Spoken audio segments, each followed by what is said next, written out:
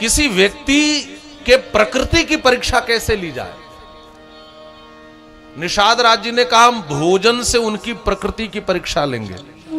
मानव जीवन का भोजन से या मानव प्रकृति का भोजन से प्रगाढ़ संबंध होता है। एक दार्शनिक ने कहा है कोई खाता क्या है, वो पहनता क्या है, उसके मित्र कैसे हैं, ये 3 बातें बता दो, मैं बता सकता हूं वह व्यक्ति कैसा है। आपके व्यक्तित्व का निर्धारण आपके भोजन, आपके वस्त्र और आपके मित्रों से होता है। कोई अपद्रव्य का सेवन करने वाला कहे मैं बहुत अच्छा हूं, कोई गलत मित्रों के संग में रहने वाला कहे अच्छा हूं, कोई उल्टा पलटा वस्त्र पहनने वाला कहे मैं अच्छा हूं, तो संभव नहीं है। ये तीनों चीज आपके व्यक्तित्व का निर्धारण करते हैं और इन तीनों चीजों पर विचार करना चाहिए।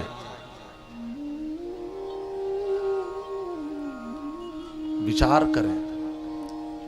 वस्त्र, भोजन और मित्र कैसे होने चाहिए।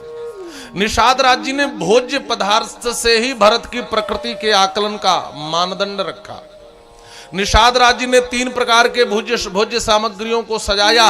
एक थाल में कंद मूल फल सजाया गया, दूसरे थाल में मृगमांस सजाया गया और तीसरे थाल में मीन पीन पाठीन पुराने भरी भरी भार कहारन आने, और तीसरे थाल में मछलियां, एक में मृगमांस एक में फल। फल ग्रहण करेंगे तो सात्विक वृत्ति है, राम जी को मारने नहीं जा रहे हैं। मृगमांस ग्रहण कर लेंगे तो इसका मतलब है रजोगुण है, मार भी सकते हैं छोड़ भी सकते हैं। और लेकिन यदि मछलियों को स्वीकार करेंगे तो तमोगुण है, तामसी वृत्ति है। महाराज मछली को पानी से निकाल दो खुद मर जाती है, और जो मछली जैसे निरीह जीव को भी खा ले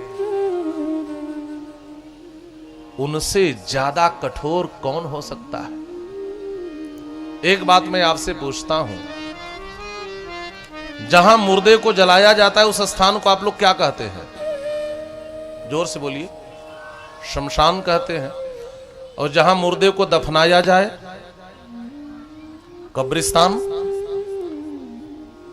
अच्छा, जहां मुर्दा जलाया जाए वही तो शमशान है और दफनाया जाए कब्रिस्तान है। अच्छा, आप लोग कभी शमशान से आते हैं तो हाथ पांव धुलते हैं कि नहीं? नहाते हैं, है ना? नहाते होंगे। कंफर्म है जहां मुर्दे को जलाया जाए वो शमशान है, सही है।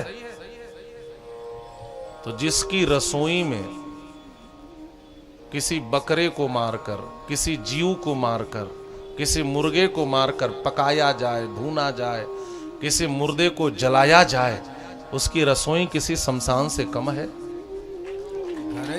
आप विचार करें।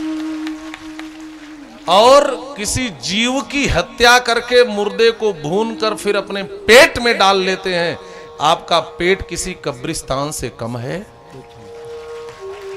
रसोई को आपने शमशान बना दिया, पेट को कब्रिस्तान बना दिया, और आप सोचते हैं भगवान मेरा उद्धार करे।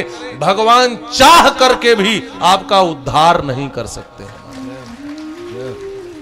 भगवान वेद कहते हैं आहार शुद्धौ सत्व शुद्धि। आहार की शुद्धि के बिना सत्व की शुद्धि नहीं हो सकती। जब तक आहार शुद्ध नहीं होगा। लोग कहते हैं हमें आध्यात्मिक जीवन जीना है महाराज जी, हम शुरुआत कैसे करें? हमारे शास्त्र कहते हैं पहली शुरुआत भोजन से होनी चाहिए। आप सबसे पहले आहार शुद्ध करें, फिर व्यवहार शुद्ध करें। आहार की शुद्धि प्रथम शर्त है आध्यात्मिक क्षेत्र में कदम बढ़ाने के लिए।